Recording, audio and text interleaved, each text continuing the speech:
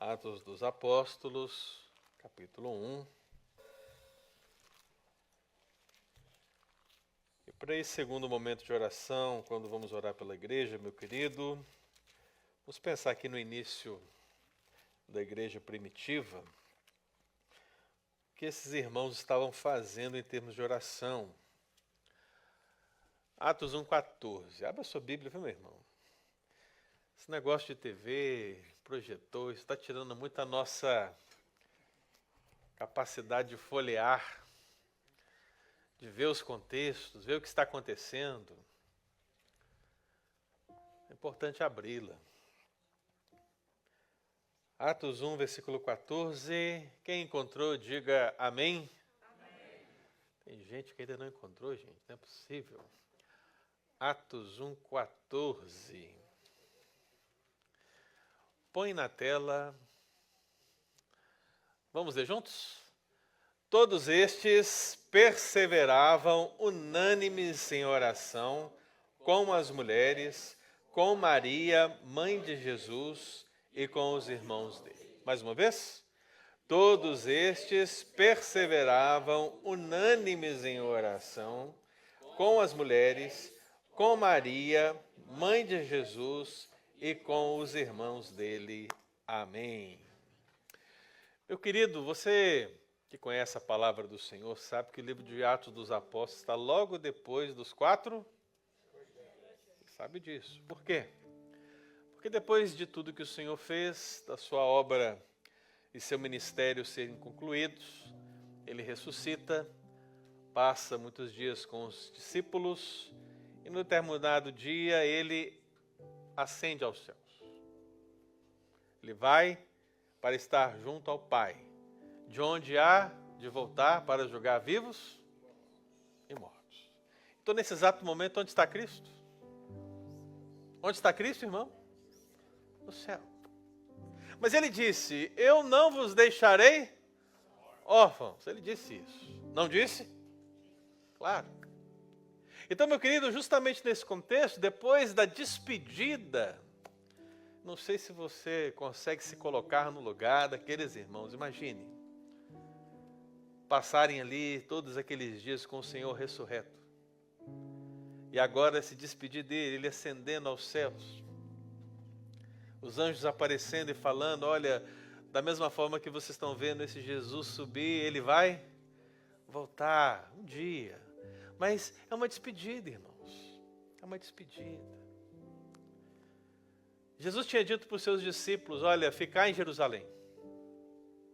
Até que do alto vos sejais revestidos de quê? De poder.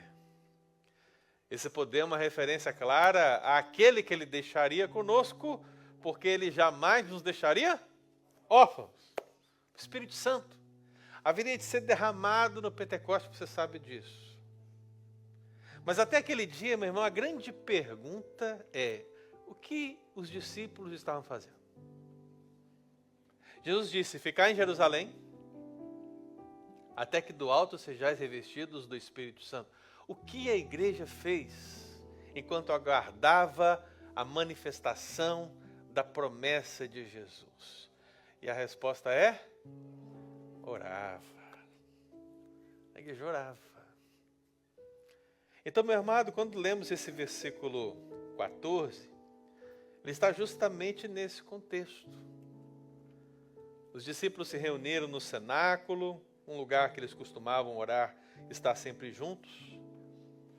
Estavam ali os discípulos do Senhor Jesus, mulheres, outros, e estavam em oração. E isso para mim fala muito, irmãos.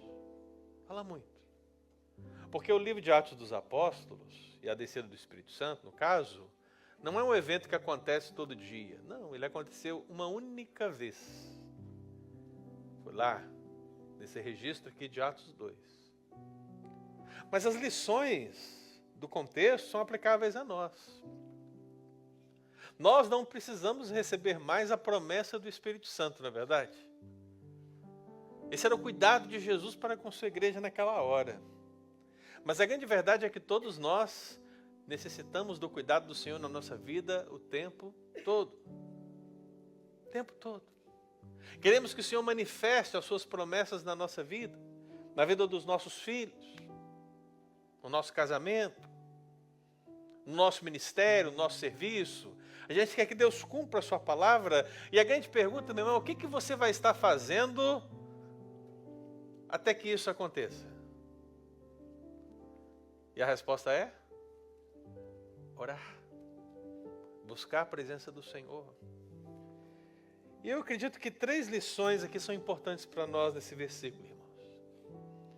A primeira, ela pode ser resumida nas expressões. Primeiro se diz, todos estes quem? Os discípulos que são mencionados no versículo anterior, versículo 13. Fala o nome dos discípulos. Todos esses discípulos. Depois se diz, como as mulheres. Que mulheres são essas? Provavelmente Maria Madalena, outras mulheres que acompanhavam o ministério de Jesus. Então você tem os discípulos, você tem as mulheres, você tem Maria. Qual Maria, gente? A mãe de Jesus. E os irmãos dele quem? De Jesus, que nasceram após o Senhor. Então, você tem muita gente reunida aqui. Provavelmente você tem 120 ou mais pessoas reunidas aqui nesse cenáculo, orando. E o que isso mostra para mim, irmãos? Isso mostra que a comunidade inicial dos discípulos da igreja primitiva, eles tinham comunhão na oração. Veja, discípulos. Veja, mulheres. Maria, a mãe de Jesus. Os irmãos dele, que inicialmente não creram nele, depois creram. Todos eles estavam o quê? No mesmo lugar. E todos eles estavam fazendo o quê? Orando. Mas veja, orando junto, irmão. Nas reuniões de oração passada, eu falei para vocês que o momento de estar de porta fechada no quarto e teu pai que te vê em secreto é um dos momentos de oração. Talvez seja até o mais importante, porque é lá que verdadeiramente sabemos quem você é. Não sabemos não, né? O Senhor sabe quem você é.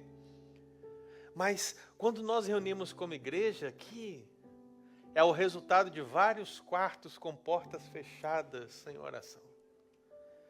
É cada um orando pelo outro, como igreja. Então essa comunhão de orarmos uns pelos outros, que é fundamental. Eu sei que aqui não acontece não. Mas em outras igrejas por aí, quando o pastor pede para você orar com uma pessoa da igreja, e como é o meu caso, né, eu sou mais incisivo, peço para você orar com uma pessoa que você não orou ainda. Se fosse em outras igrejas, isso não acontece aqui, certamente você diria assim, nossa, que enjoança. Né? Lá em Minas se diz isso, que enjoança. Nossa, para que isso? Deixa eu orar com a pessoa que está do meu lado aqui, eu estou cansado. Sabe por quê, irmão? É comunhão. É comunhão. Se você, meu querido, não foi desafiado a orar com outra pessoa, você vai orar sempre com a mesma.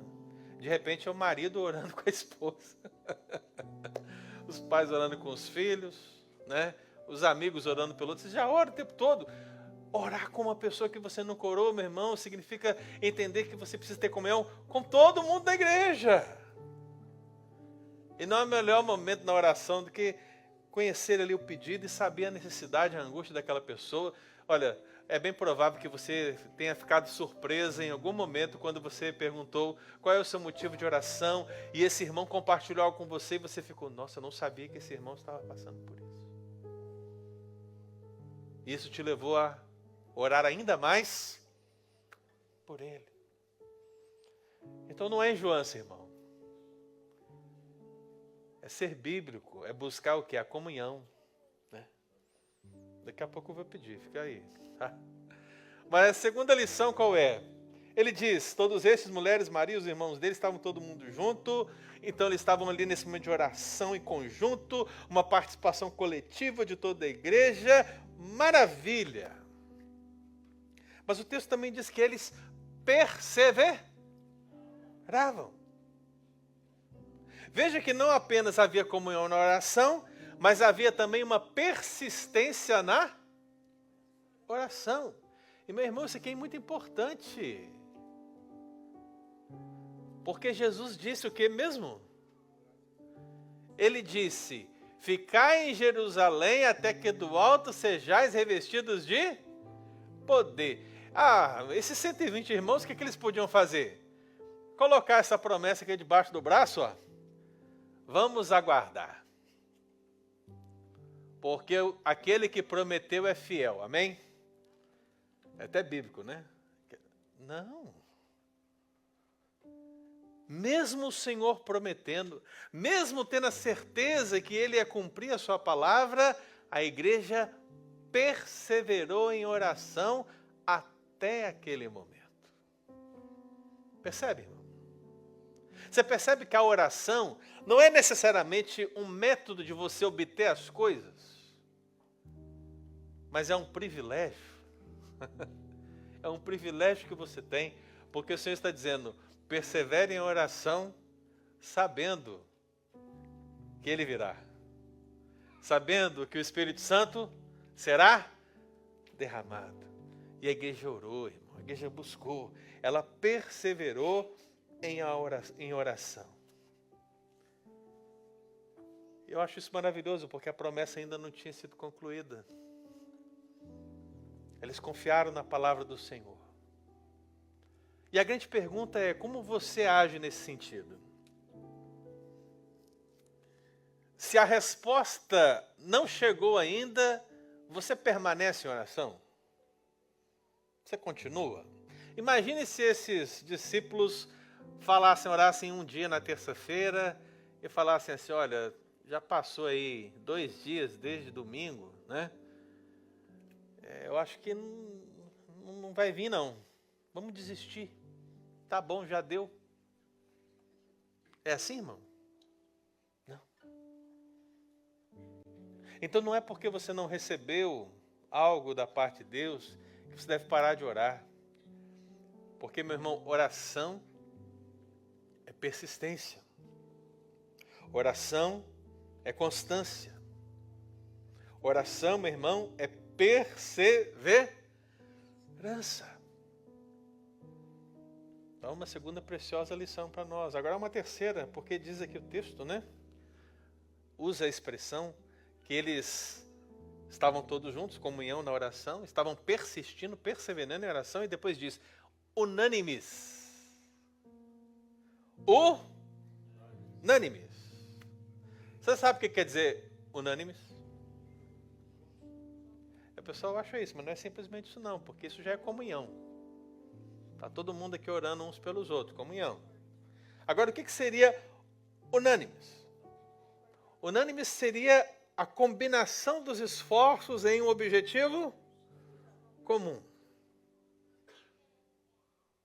E isso é muito importante, irmãos, porque estamos aqui numa terça-feira de oração e talvez alguém pergunte assim: meu Deus, por que orar?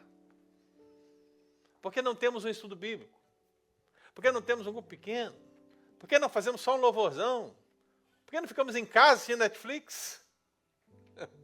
Vários motivos, mas a questão é que uma igreja viva, uma comunidade de discípulos vivos, meu irmão, que é cheia aqui, ou que aqui no caso vai ser cheia do Espírito Santo, né? É aquela que está unânime na oração, está unânime no propósito que Deus deu para ela.